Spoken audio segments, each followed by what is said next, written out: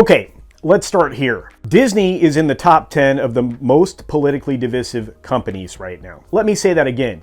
Disney is in the top 10 of the most politically divisive companies. In fact, they come in right in the middle at number 5 in the top half. That's right, a company that relies on broad appeal and has touted itself as a family company. They've found themselves amongst the lightning rods of public vitriol, such as FTX and TikTok and Facebook. This rapid declining public sentiment is not a place that you want to find yourself if you're a major corporation. You want to be bigger than that as the largest entertainment company brand on the planet. Overwhelming evidence at this point in time shows that consumers are moving away from the Walt Disney Company in droves. Now, while you would have to ask yourself, why is Disney pushing away their customer base?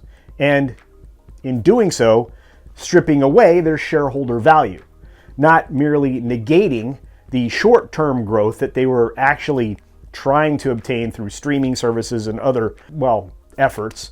But more importantly, they're stripping away generational long-term growth at the same time. Well, I would say that users are now starting to aggressively pursue answers to these kinds of questions. The same questions that you and I have been asking here and in other spaces in the fellowship for quite a while now. Leadership has set a path for Disney that they know is at odds with their audience, and they are relying on a shrinking, never to be replenished set of niche micro groups. So the once trusted brand, the wide appealing family company that we all grew up with, is no longer favored by many generations.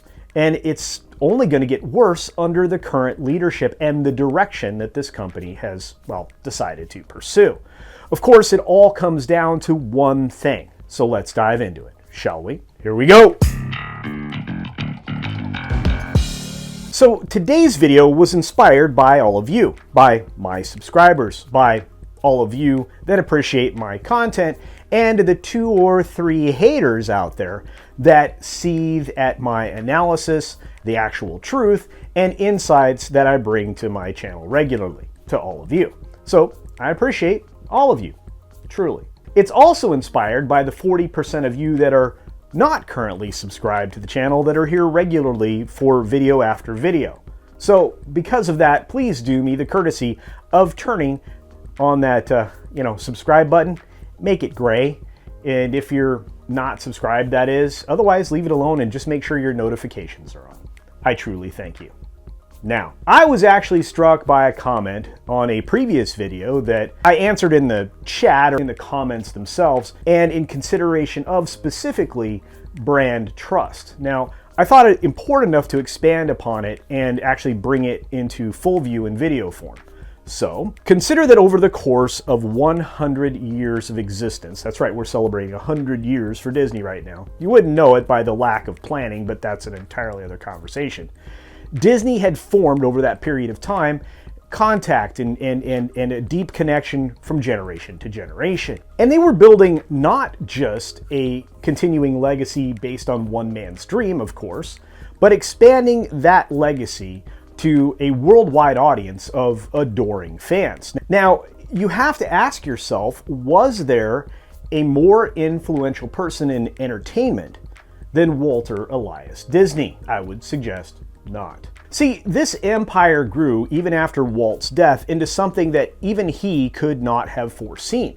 The problem with an empire and empire building is that you have to actually, continue to build and maintain the empire in a way that's consistent on a regular basis. And it's also relying heavily on that leadership to be consistent, which I would suggest, much to their detriment, they have not had a consistent thought process. They haven't stuck with their original values, their initial keys. They had to go about altering them in their own image, which again, when you change a corporate culture that much, you lose the kind of appeal that got you all of your audience in the first place. And consistency is incredibly important. And for Disney, they've had 2 serious incidents where they've had to redirect And those occasions were basically created out of a lack of succession planning.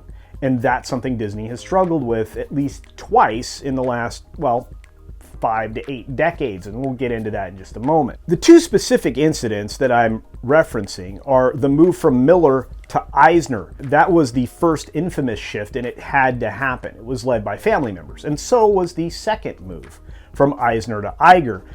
That was the second significant shift that had to be done. It accomplished what was needed, but it came at a cost, and it shouldn't have existed in the first place.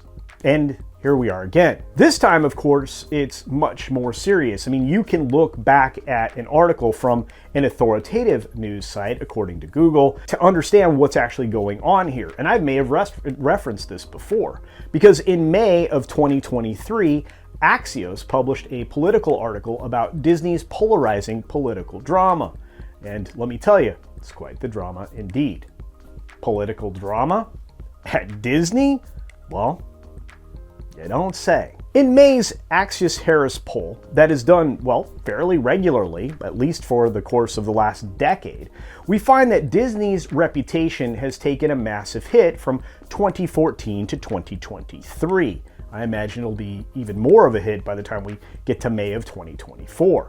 And like I said, I may have covered this at the time, but perhaps not with the reverberations that poll has kind of sent shockwaves over the course of the last 2 quarters, because the results are more true now than they were then. And arguably, it's put us in the position we're in now as observers and participants in a proxy war. Now, zooming in from a macro view, because that's where I always like to start, we find that Disney is pushing away a large portion of their familiar fan base, their former fan base, which was massive in size and scope, the ramifications of which were never accounted for in the decision-making processes that we are arriving at, evidently. So you see, as many have pointed out, they've lost more than just one generation in pursuit of an incredibly divisive political ideology. But the side effects of that small pivot, they're only being compounded, and it's going to happen, for the foreseeable future, unless there's a sudden course correction. In fact, the generation they're losing right now is the most important one, 16 to 25. That's the future of this company. The current generations, of course, they're losing, and obviously the older ones are on their way out the door now too. And the question would be, how is this happening? And how will it continue to happen? I have some answers. You see, parents and grandparents alike are not introducing their kids to Disney with the same kind of zeal that they once did. Demonstrably, at this point, they have lost a considerable portion of the grandparent support that they absolutely need, especially for their theme parks. And now they're losing a giant chunk of this generation's support, my generation's support. And as a very astute viewer had pointed out to me, they're also losing out on the 16 to 25-year-olds because, despite their fact that they are trying to stay relevant, they're not. And it can be argued that for the most important future audience of Disney, they actually chose to pursue a political approach rather than an innovative approach to try to capture that particular audience, which, believe it or not, is rather simple. That was not only just the wrong choice, but what they should have done is focused more on LucasArts and expanded into gaming instead of a shotgun approach and cancellation of any of their gaming efforts, which would include the Disney Infinity series. Another astute viewer here on the channel pointed out recently that their surrender of that part of entertainment, gaming specifically, was much to their financial detriment. And I couldn't agree more. They are missing out on billions and billions of dollars worth of revenue. And perhaps they've seen the error of their ways, because recent buzz has hinted that they are interested in purchasing EA through acquisition. To that I would simply ask, with what money? Within all of these lost generations that we're talking about, lost to Disney, that is, let's include the folks that no longer feel safe setting their children in front of the television with Disney Plus, at least not without reviewing everything that their kid would see. And since people really don't have that kind of time now, at least to watch through an entire series, entire season, Well, it would seem logical that they will continue to give up on Disney Plus, and I don't blame them. I have never seen more destructive leadership and content in a company simultaneously, all because they are treating this company like an indoctrination center at this point. And if you don't believe me, do some research. If you think that's hyperbole, I'll even give you some sources. In fact, I'm going to leave a link down in the comments section below, and well, actually in the description. Check the description. That link is to Jonas J. Campbell's channel, and he has a series called Everything Woke. And there is one episode I think you should probably start with. It's about the Proud family, and that's the link I'm leaving below. It's going to open up everybody's eyes, including all my haters. In fact, let me double down on that and say you should probably watch everything over there in that series by Jonas J. Campbell, because it's going to give you unique insight into each individual product where the messaging is at odds with the American family.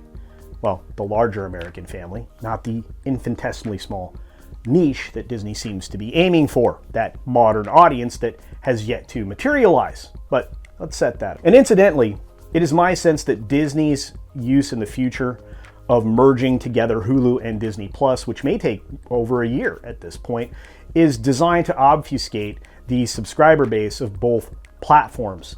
And it's likely that they will take further opportunity to shift the conversation from profit to focus on the combined numbers of profit between the two platforms and the subscriber base. So that really does dismiss the $15 billion or so that Disney currently is in the hole, in the red for, with Disney Plus alone. Not to mention the giant check that they just had to write to Comcast that reflects only a down payment of what they owe them for Hulu. More on that in another video in the near future. But to return to the subject at hand, which is obviously Disney's reputation, that's really in quite the hole across the board in all different sectors of their business, including the real estate business, which is a whole other conversation I definitely want to get into about DVC. And what these type of issues do is they give activist investors like Nelson Peltz and others more ammunition to support accusations of poor leadership, loss of direction, and fiduciary malfeasance, which, if that sounds like a strong word, look at the recent audit that just happened and how it has led to a lot of allegations recently of, well, things that could potentially be criminal.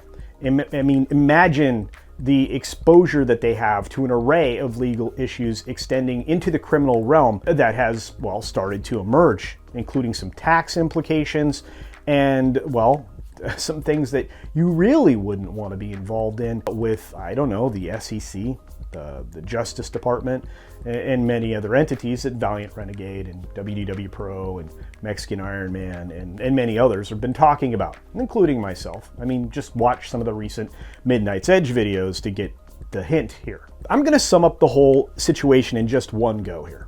And I'm going to return back to the article from May from Axios, and I'm going to give you a quote from John Gerzema. He's the CEO of Harris Poll. He stated, "The lesson here is when you divide audiences, you're ultimately going to be subtracting customers for your business." Wise words indeed. Wouldn't you agree? I don't think I could have said it better than myself. For now, we're firmly in the I told you so phase of discourse, and we're kind of sitting there on a lot of different fronts all of a sudden.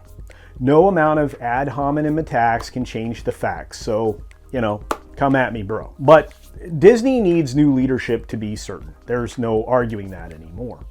But the real thing here is Disney also needs an enormous amount of transparency, because that will shed a lot of light on not just them, but many other companies and institutional investment practices that will lead to an avalanche of scandal, or perhaps a tsunami, that will wipe away much of the corrupt and compromised leadership that exists in so many Fortune 500 companies and the larger entities that invest your money in them. As usual, you will always get the final word here. So I ask, what do you think?